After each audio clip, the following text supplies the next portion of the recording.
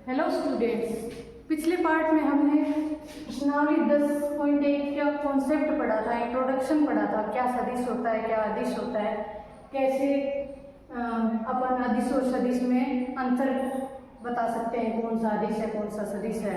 सदिश के अंदर परिमाण तथा दिशा दोनों दिए हुए होते हैं, अदिश के अंदर केवल और केवल परिमाण होता है, दिशा में कोई बोध नहीं होता है।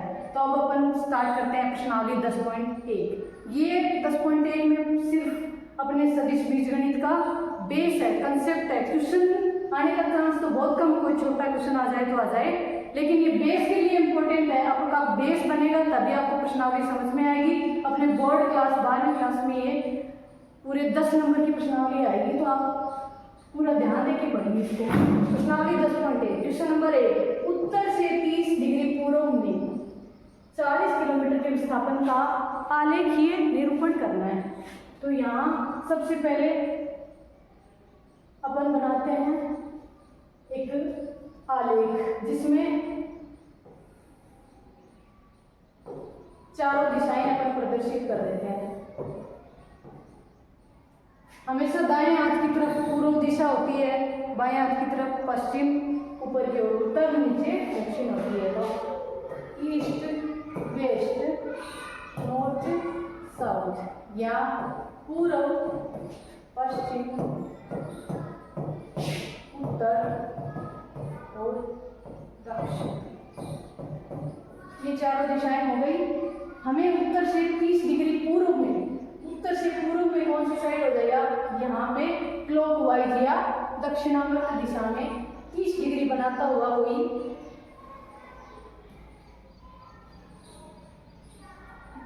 खींचना है विस्थापन। लेकिन वो कितना किलोमीटर होना चाहिए, 40 किलोमीटर। तो मान लीजिए यहाँ पे है 40 किलोमीटर, ये कोण है 30 डिग्री। तो ये हो गया अपना क्वेश्चन 1, आलेखीय निरूपण हो गया। अब कर लेते हैं क्वेश्चन नंबर 2। निम्नलिखित मापों को अदिश एवं सदिश के रूप में श्रेणीबद्ध करना है। इनमें से कौन सा अदिश है और कौन सा सदिश है, यही बताना है। तो 10 केजी वजन है। हम मान लीजिए पेन है, इसको यहाँ रखेंगे तो भी इसमें जितना वजन है, जितने ग्राम का है, वो ऐसे खड़ा कर देंगे तो भी उतना ही वजन रहेगा। तो वजन कौन सी राशि होती है, अदिश का, ये हो जाएगा अदिश। 2 मीटर परिमाण तो दे दिया और दिशा भी दे दी, तो ये हो जाएगा सदिश। जिसमें परिमाण और दिशा दोनों दे दे हो जाते हैं सदिश। ये क्या है, मीटर प्रति सेकेंड स्क्वायर। त्वरण होता है तो त्वरण में दिशा देना जरूरी है, तो ये भी क्या होता है, सदिश। अब कोण है, कोण वामावर्त हो सकता है, दक्षिणावर्त हो सकता है, दिया हुआ नहीं है तो ये क्या हो जाएगा, अदिश। उल्लंघ है, लेकिन दिया हुआ तो दिशा नहीं दी हुई, तो ये भी हो जाएगा अदिश। 40 वोल्ट है, ये भी हो जाएगा अदिश। शक्ति है, शक्ति की कोई दिशा नहीं दे रखी, कितनी शक्ति है तो अदिश। अब करते हैं क्वेश्चन नंबर 3 में अदिश और सदिश राशियों के रूप में श्रेणीबद्ध कीजिए। अदिश और सदिश में अंतर देखें तो समय कालांश, समय का जो अंतर है वो कौन सी राशि होती है, अदिश राशि। दूरी, दूरी कौन सी राशि होती है, अदिश।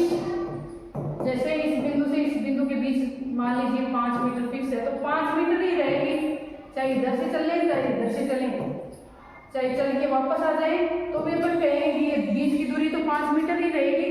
विस्थापन में जरूर दिशा हो जाती है। विस्थापन में अगर चल के यहाँ से वापस यहाँ आ गए तो इसी बिंदु पर वापस पहुँच गए तो विस्थापन यहाँ पे 0 होता है, लेकिन दूरी तो 5 और 5 10 हो जाती है।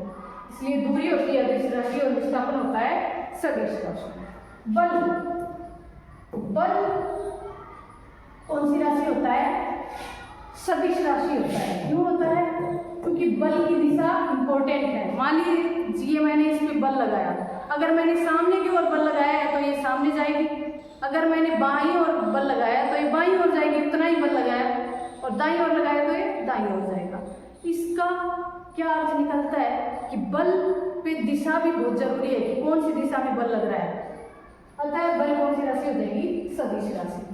वेग भी कौन सी राशि होती है, सदिश राशि। विस्थापन, वेग, त्वरण, विस्थापन में भाग देते हैं, समय का तभी निकलता है वेग, और वेग में अंतर की दर ही होता है त्वरण, तो ये तीनों राशि यहाँ कौन सी हो जाएंगी? सदिश राशि। कार्य हो जाएगी अदिश राशि। ये हो गए तीनों क्वेश्चन। करते हैं नेक्स्ट क्वेश्चन। नेक्स्ट क्वेश्चन आकृति 10.6 एक वर्ग बनाया हुआ है। निम्नलिखित सदिशों को पहचानिए। सबसे पहले सह आदिम सदिश बताना है। तो सह आदिम सदिश मैंने आपको परिभाषा बताई थी, जो सदिश एक ही बिंदु से निकलते हो। जैसे यहाँ पे ए वेक्टर निकल रहा है और यहाँ से इसी बिंदु से प्रारंभिक बिंदु यही है दोनों का, और ये सदिश निकल रहा है डी वेक्टर। तो सह आदिम सदिश हो जाएंगे ए वेक्टर तथा बी वेक्टर। यहाँ आप ये नहीं कर सकते बी वेक्टर और सी वेक्टर से आदिम है। क्यों नहीं है? क्योंकि प्रारंभिक बिंदु सी का तो यही है, लेकिन बी का प्रारंभिक बिंदु तो दूसरा है। अब करते हैं समान सदिश कौन से हैं। तो यहाँ पे समान दिशा में जो सदिश होंगे वही तो समान सदिश होंगे जिनकी दिशा भी समान और परिमाण भी समान हो। तो यहाँ वर्ग है तो परिमाण तो समान है ही, बुझाएं तो समान लंबाई की है, दिशा भी समान होना जरूरी है। यहाँ पे बी वेक्टर भी ऊपर से नीचे की ओर है और डी वेक्टर भी ऊपर से नीचे की ओर है, तो समान सदिश हो जाएंगे बी वेक्टर तथा डी वेक्टर। अब है संरेख परंतु असमान। संरेख यानी जिनकी दिशा समान है लेकिन असमान है। क्यों समान है? क्योंकि एक आगे से पीछे की ओर है और दूसरा पीछे से आगे की ओर है। तो यहाँ से ए वेक्टर है बाईं से दाईं ओर और ये है दाईं से बाईं ओर। परिमाण तो दोनों का समान है लेकिन दिशा समान नहीं है। दिशा समांतर जरूर है लेकिन समान नहीं है।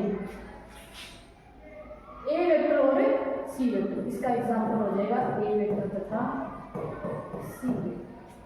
अब करते हैं 5 का क्वेश्चन। सत्य और असत्य के रूप में बताना है कि कौन सा सत्य है कथन और कौन सा असत्य। पहला क्वेश्चन, ए वेक्टर तथा माइनस ए वेक्टर संरेख हैं। तो ए वेक्टर और माइनस ए वेक्टर क्या संरेख हैं? क्या दोनों की दिशाएं समान हैं? तो यस, दोनों की रेखाएं समान हैं। ये हो जाएगा सत्य। दो संरेख सदिशों का परिमाण सदैव समान होता है। दो संरेख सदिश है यानी दिशा समान है। एक ये सदिश है, एक ये सदिश है। ये मान लो यहाँ से लेकर यहाँ तक है, तो ये ए वेक्टर ये वेक्टर है। क्या इनका परिमाण समान है? नहीं है समान, तो ये सत्य नहीं है। अगला क्वेश्चन, समान परिमाण वाले दो सदिश संरेख होते हैं। जिनका परिमाण समान हो तो संरेख होना जरूरी तो नहीं है, दिशा तो समान नहीं है, समांतर नहीं है, तो ये दोनों संरेख नहीं है। तो ये क्या हो जाएगा? ऐसे। नेक्स्ट, समान परिमाण वाले दो संरेख सदिश समान होते हैं। तो दो समान परिमाण के सदिश ले लें और दोनों संरेख भी ले लें, तो क्या वो समान होते हैं? तो संरेख तो ये भी है, ये बी वेक्टर और ए वेक्टर आपस में संरेख है और परिमाण भी मान लीजिए इनका समान है। तो क्या ये दोनों समान है? समान तो नहीं है। क्यों नहीं है? क्योंकि इनकी दिशा आप अगर देखें तो ए वेक्टर बाईं से दाईं ओर है और बी वेक्टर बाईं से दाईं से बाईं ओर है, तो ये भी हो जाएगा ऐसे। तो ये सत्य है, बाकी तीनों हैं। ये हो गई अपनी प्रश्नावली 10.1। नेक्स्ट पार्ट में अपन प्रश्नावली 10.2 की कॉन्सेप्ट का अध्ययन करेंगे।